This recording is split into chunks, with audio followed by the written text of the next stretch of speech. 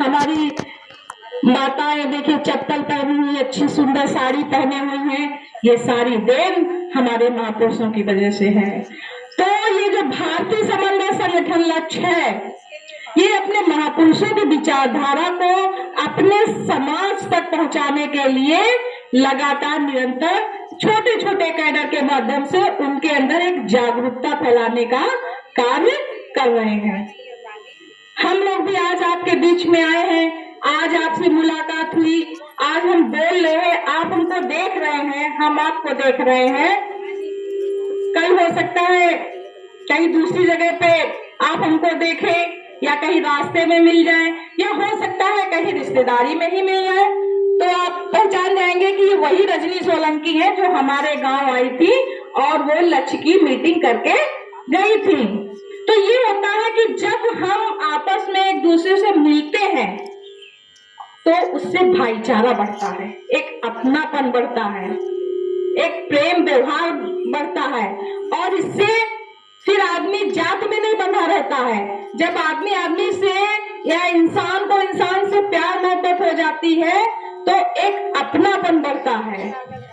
तो हम लोग लक्ष्य संगठन के माध्यम से आप लोगों के बीच में आए हैं और आप लोगों से ये उम्मीद करते हैं कि आप सब लोग भी भाईचारा बना करके रहें, क्योंकि बिखरा हुआ समाज जो विभिन्न जातियों में बटा हुआ है, जो बिखरा हुआ समाज कमजोर होता है, और जो कमजोर होता है वही सताया जाता है।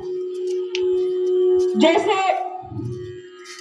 हमारे महापुरुष ने कहा है कि बलिदान न सिंह का होते सुना, बकरे बलि दे पिलाए गए, विषधारी को दूध पिलाया गया, केचुआ कटिया में फंसाए गए, काटे ना टेढ़े पाद गए, सीधे पर आर चलाए गए, बलवान का बाल न बाका हुआ, बलहीन सदा ही सताए गए। ये हम नहीं कह रहे, ये हमने खुद महसूस किया है, तब ये कह रहे हैं। ये हमारे महापुरुष भी कह गए।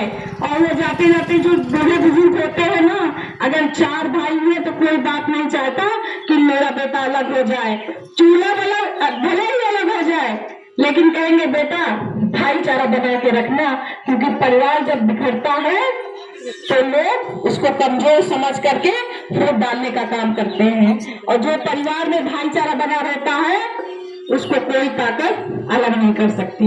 और अगर वो अलग रहने लगे लेकिन फिर भी अगर भाईचारा बना रहता है तो कोई उसको उसके ऊपर अत्याचार नहीं कर सकता, क्योंकि पता है कि चूल्हा जरूर अलग जल रहे हैं लेकिन भाईचारा बरकरार है। 4 भाई है, अगर 4 भाई डंडे लेकर के अगर घर से बाहर निकल गए तो दुश्मनों को खदेड़ देंगे, कोई नजर उठा के नहीं देखेगा। तो वही मकसद हमारा है कि जो हमारा बहुजन समाज है, विभिन्न जातियों में बटा हुआ समाज है, हम सब एक मिलकर रहेंगे तो हमारे बुजुर्गों की तरह कोई मारपीट नहीं करेगा, हमारे युवाओं की कोई हत्याएं नहीं कर सकता, हमारी जो बहन बेटियां हैं उनके ऊपर कोई बुरी नजर नहीं देख सकता।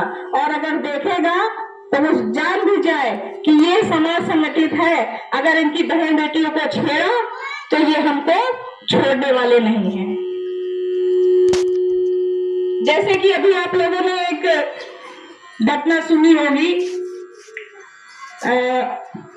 सुप्रीम कोर्ट की घटना है।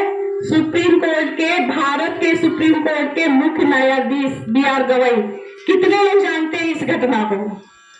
B.R. गवई पे जूता फेंका गया, क्यों? हम आपसे पूछना चाहते हैं, एक बार आप लोग बताइए क्यों फेंका गया जूता? क्योंकि वो दलित समाज से आते थे। आप लोग बताइए क्यों फेंका गया?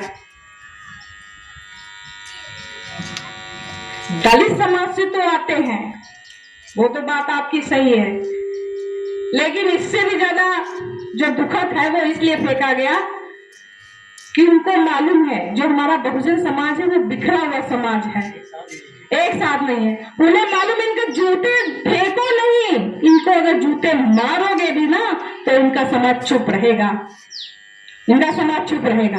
अगर उनको पता होता ना इन पे जूता उछाला इनका समाज निकल के बाहर आएगा, उसका विरोध करेगा, तो वो कभी हिम्मत नहीं करते। तो ये बिखरा हुआ समाज है ना, ये सारे अन्याय अत्याचार शोषण इसीलिए हो रहे हैं क्योंकि हमारा समाज बिखरा है। तो एक बार हम आपको यही संदेश देके जा रहे हैं कि जो हमारा समाज जो बिखरा है, आप सभी लोग आपस में भाईचारा बना के रहे। और जैसे आज हम यहाँ आए हैं, आप सब लोगों को बिठाना है, एक सामाजिक चर्चा की है। ऐसे ही हम आए या यहाँ ना आए, लेकिन महीने में 2 बार इस तरह से आप गांव भर बैठिए, एक अच्छी चर्चा करिए, महापुरुषों की चर्चा करिए, संविधान की चर्चा करिए। चर्चाएं आपस में प्रेम व्यवहार लाती है, चर्चाओं से एकता बनती है। चर्चाओं से अगर आप 4 लोग अगर बैठने लगेंगे एक साथ ना, तो इस गांव के रहने वाले जो मनुवादी विचार धारा के जो व्यक्ति है ना, वो डरने लगेंगे सिर्फ आपके बैठने से कि एकजुट हो गए हैं, ये 4 एक जगह बैठे हैं, इनसे मत बोलना। क्योंकि अगर इनसे किसी तरह से उल्टी बात की ना, तो ये 4 अगर दौड़ा लिए तो उनको भागने का रास्ता नहीं मिलेगा। एक बार करके देखिए, चर्चाएं करके देखिए। झंडा ले लीजिए हमसे, एक झंडा लगा लीजिए लक्ष्य का, बैठ के चर्चाएं करिए, सामाजिक चर्चाएं करिए। आपको जो परेशानी है, जो गांव वालों से परेशानी, उसकी चर्चा करिए। आपका गांव का प्रधान होगा, गांव की अपनी कुछ समस्याएं होंगी, अस्पताल आपका दूर है, आपके पास जाने के साधन नहीं है, अब प्रधान के पास जाइए कि ये हमने वोट दिया है, आपको जिताया है, हमारे घर का मरीज बेहाल है, उसको जो उसके पास तो गाड़ी होगी तो उसकी जिम्मेदारी है, हमने वोट दिया है, इसको अस्पताल तक पहुंचाइए। वैसे तो अस्पताल तक ले जाने के लिए सुविधाएं हैं, एम्बुलेंस है, लेकिन मान लीजिए रात में किसी को दिक्कत हो गई